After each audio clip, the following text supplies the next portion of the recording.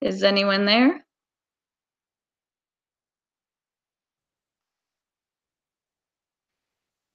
Yep, there are people online. Okay, cool. So welcome this evening to the JCI Michigan webinar on single project entry, also known as SPE. So we are going to go over the SPE program, what the SPE categories contain, what's the process for SPEs, how you can submit for them. Feel free to ask any questions throughout, and we'll talk about the contact info for myself, your programming VP for this year, Beth, and the other programming director's information. So the single project entry program. So you're probably wondering, if you don't know already, what it is. So throughout the year, we have different trimesters. And in those trimesters, the projects that you run, for example, if you run an Easter egg hunt, you can submit that at the end of the you can submit that at the end of the trimester for judging. There's a written submission and a presentation aspect. So in order to do so, you need to submit both the written piece and also do the presentation part. You are not eligible for the presentation part if you just do the written submission piece.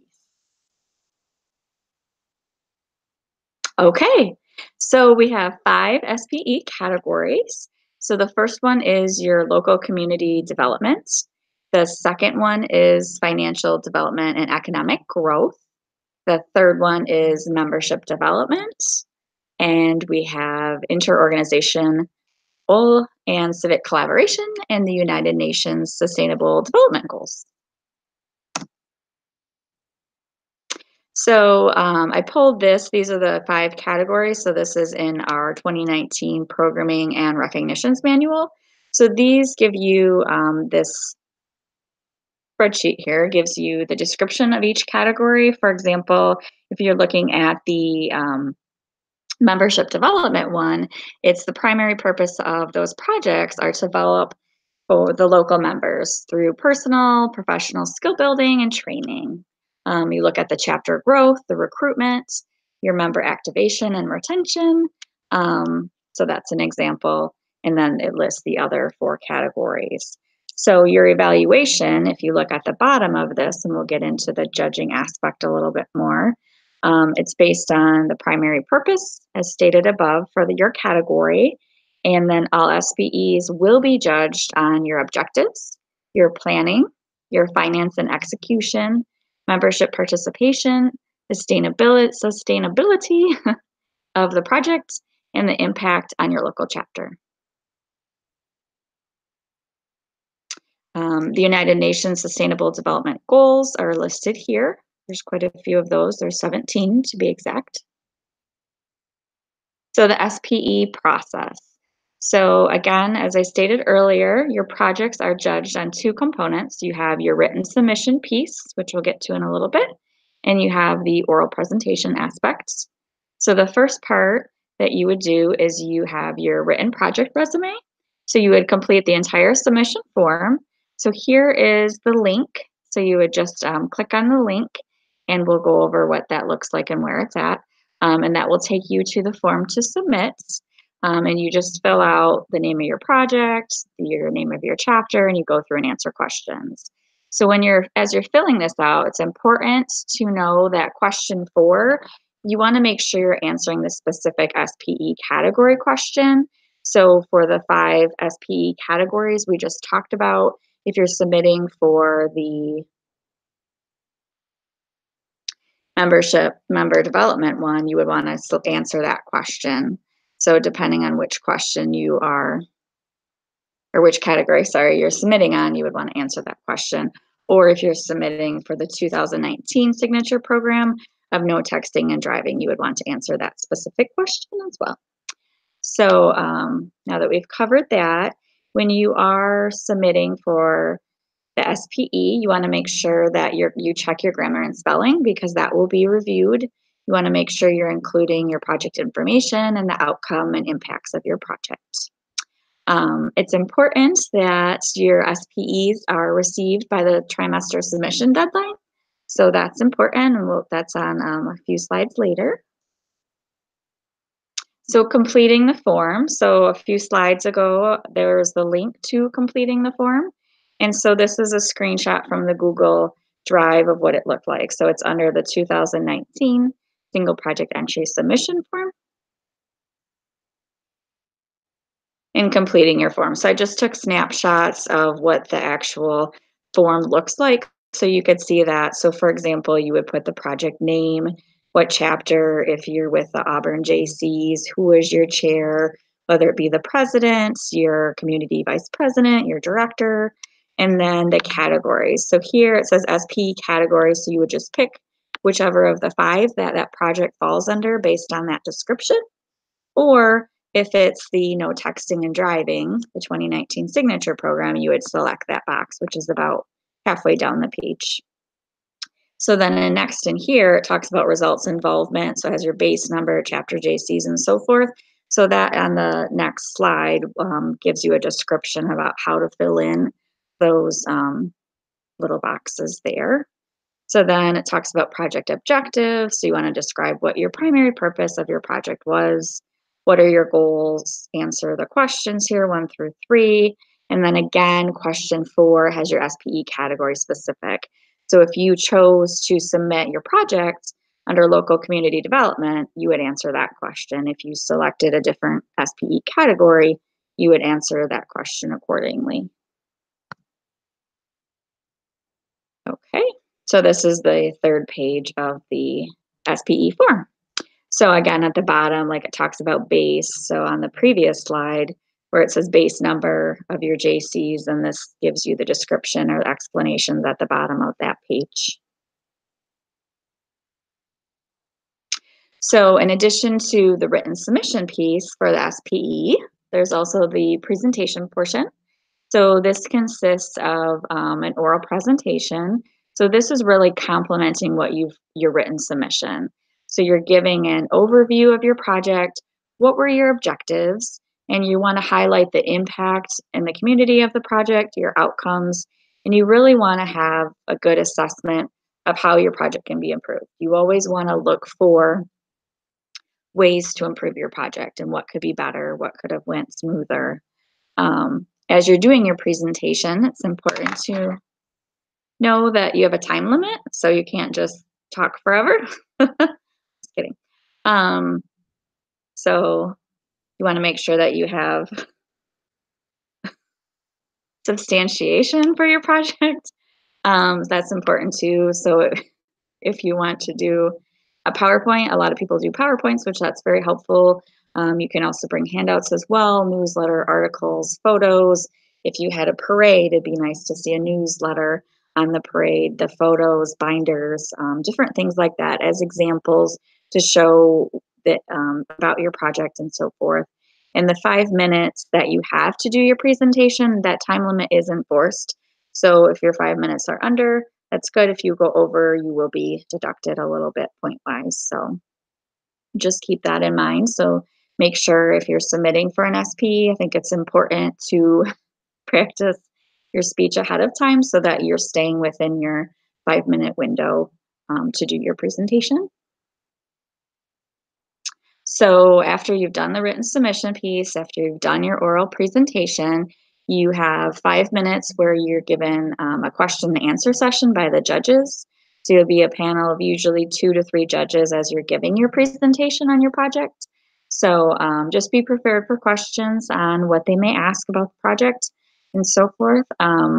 It's important that as you're doing the presentation, think of it as, let's say you wanted to take this presentation and present it to your community partners, your businesses that are out there that are your current sponsors, future sponsors. It's a very professional presentation, and you'd want to make sure to dress up for it and act professionally as you're doing your presentation. So anyone can really present the project. We strongly encourage and strongly recommend that your project chair, for let's say you did an Easter egg hunt, that they either did the presentation or your co-chair. They usually have more knowledgeable of the project. Other members, committee members, your president or your vice president can present. But again, like I think it's a point or so would be deducted if they don't. We encourage you as leading the project to be doing the presentation aspects of that. Um, so, and then after you do those pieces, the winners for the SPE are announced the Saturday evening of our conferences. So that's always exciting to see who wins those. Excuse me. So now that you know how the components of the SPE process, there is the judging form. So as you're reviewing things, you may think, okay, well, I want to know how I'm going to be judged. I know I need to do the written piece. I know I have to do a presentation, bring some substantiation, but how am I truly going to be judged on the two-part component? So here we have, it's Appendix G and then Appendix H. So I have the link to the Google Drive at the bottom of this slide.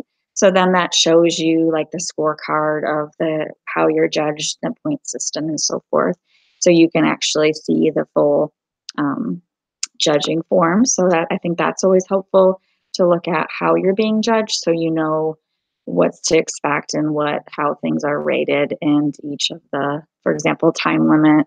If you go over, I think you're just deducted by 1 point and so forth. Again, also as well as the who's presenting. Again, we encourage you to have your chapter chairs of the project present. So now that you know how the process is judged, then it's important to submit. So as far as submitting for the projects, the SPEs for recognition, it's pretty easy to do. So on here is just you're going to the website link. So it's http://www.jcimi.org/submissions. And it's pretty easy to fill out the form. So you just select your chapter from the drop down, you enter your name, your email, your phone number, hit next, and then you would attach your document. So then it just gives an example of how to name it. So you want to put your chapter underscore and then the name of the document. So if it's an SPE, you could do SPE and then the specific category. If it's the signature project, you could put no texting and driving for this year. So, and then make sure to submit, and you should receive an email confirmation saying that you submitted. And then I would get an email confirmation to know that you submitted as well.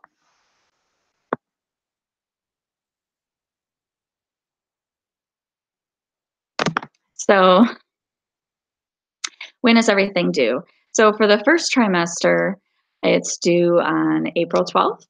The second trimester is due August 16th for the SPE submissions, and they're all due by 8 p.m. So make sure that you're submitting your SPEs on time. So as far as that's all really that I have on the SPE process. We do have some upcoming webinars. So we have on March 6th, so next Wednesday, we have the Passport and Incentives webinar with Jessica, our programming director. And on March 13th, we have the competitions webinar with your programming director, Jerry. So those both start at 8:30. Are there any questions?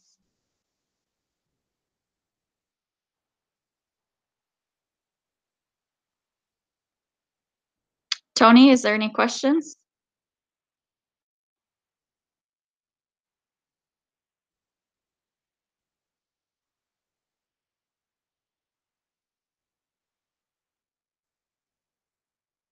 There's no questions yet, but we'll give it another moment in case anybody does have any. Okay, thank you.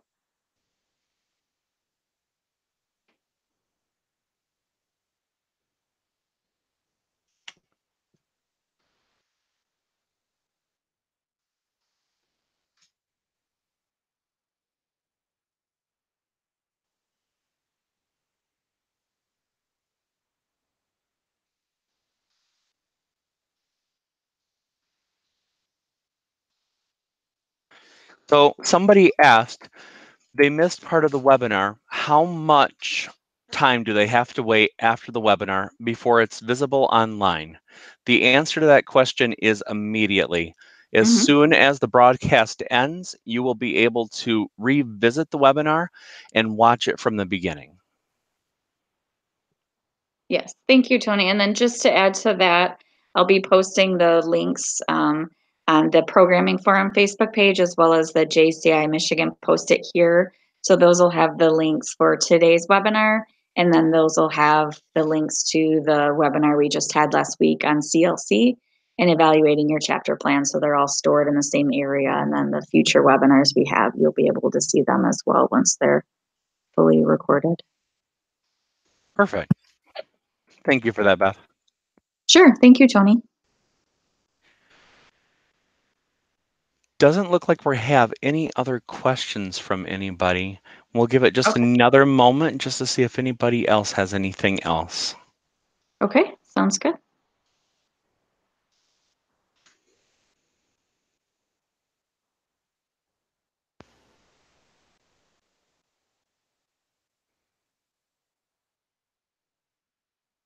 Okay. So if anyone thinks of other questions or anything that they have questions on this area, SPEs, or if they have questions on other areas, please feel free to reach out to myself, Beth, or any members on the programming team. Jerry, again, is over competitions, Amanda is over our CLC program, and Jessica is over passport and incentives. So we have their emails over to the right side of the page. So we're always happy to answer any questions you may have. So feel free to reach out to us, whether it be again on these areas, other webinars, or other programming areas, and we're happy to assist you.